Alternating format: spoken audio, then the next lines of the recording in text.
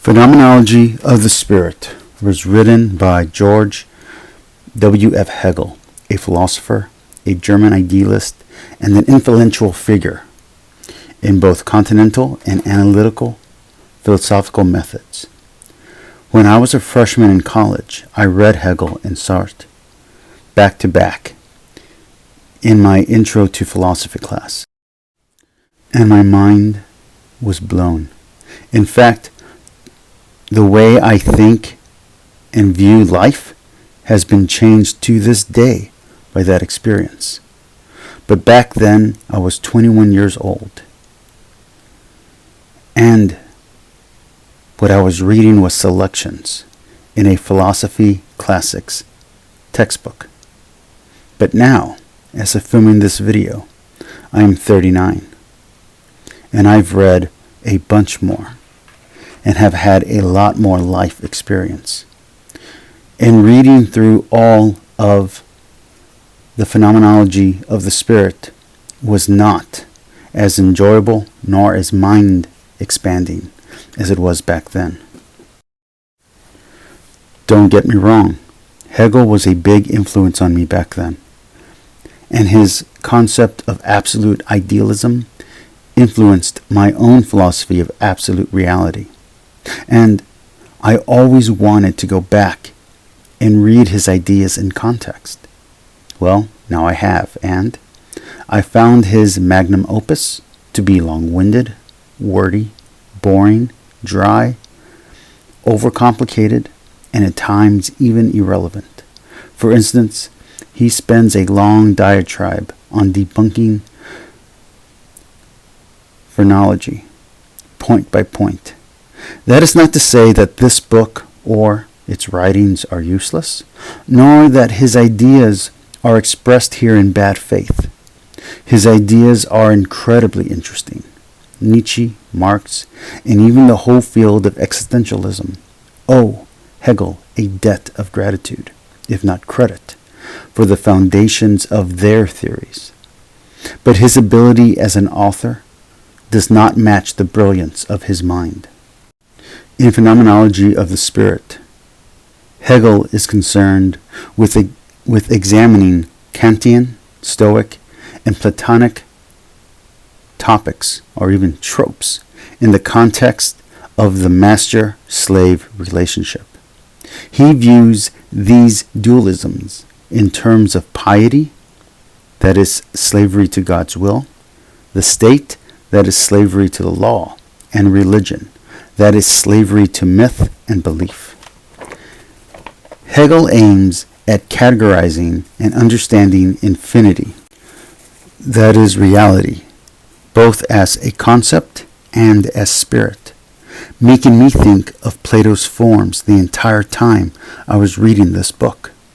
His work can seem obsessed with minutiae, detail, duality, and the examining of apparent contradictions with the goal of reconciling them and then redefining them, only to set new dualities. This laborious project and goal can seem unnecessary to the reader. When you realize that what he is trying to convey could be said more clearly, with a radically less amount of words. And what is he trying to say? Simply this, that neither being nor nothingness truly exist, but only becoming is real.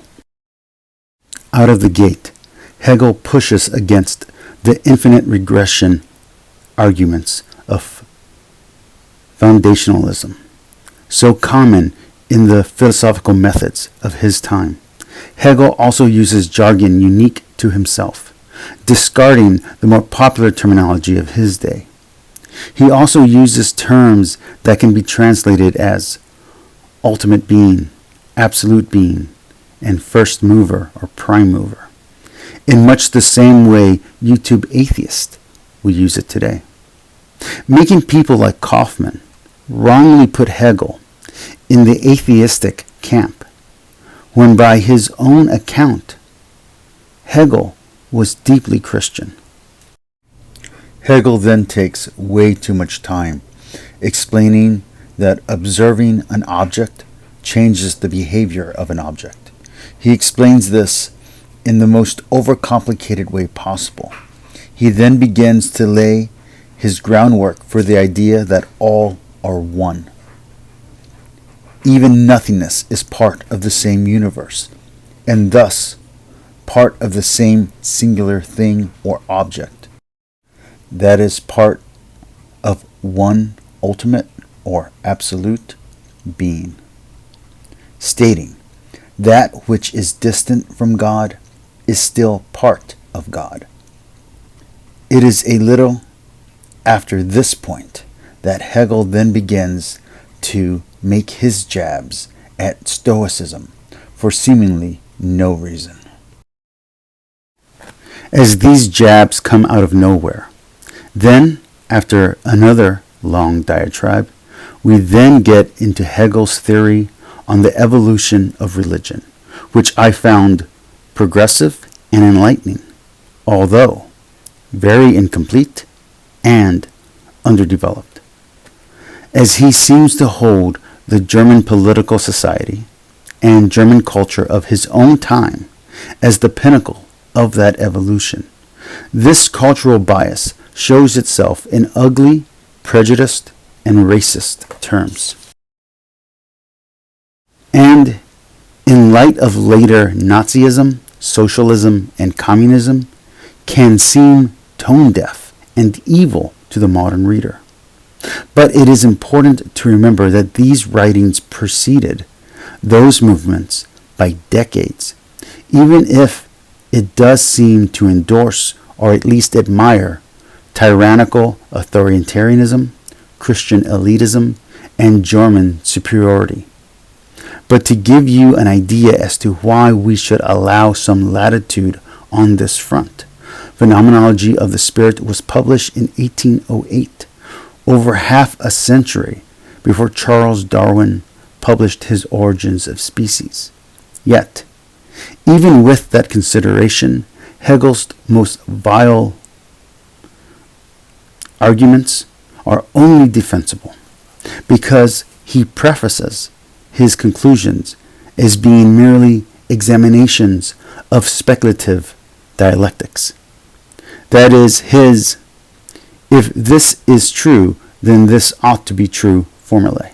In the end, I still like Hegel, but I found myself agreeing with people who have said he is the worst writer in the history of academic philosophical writings. If you are going to read him, stick with the selections.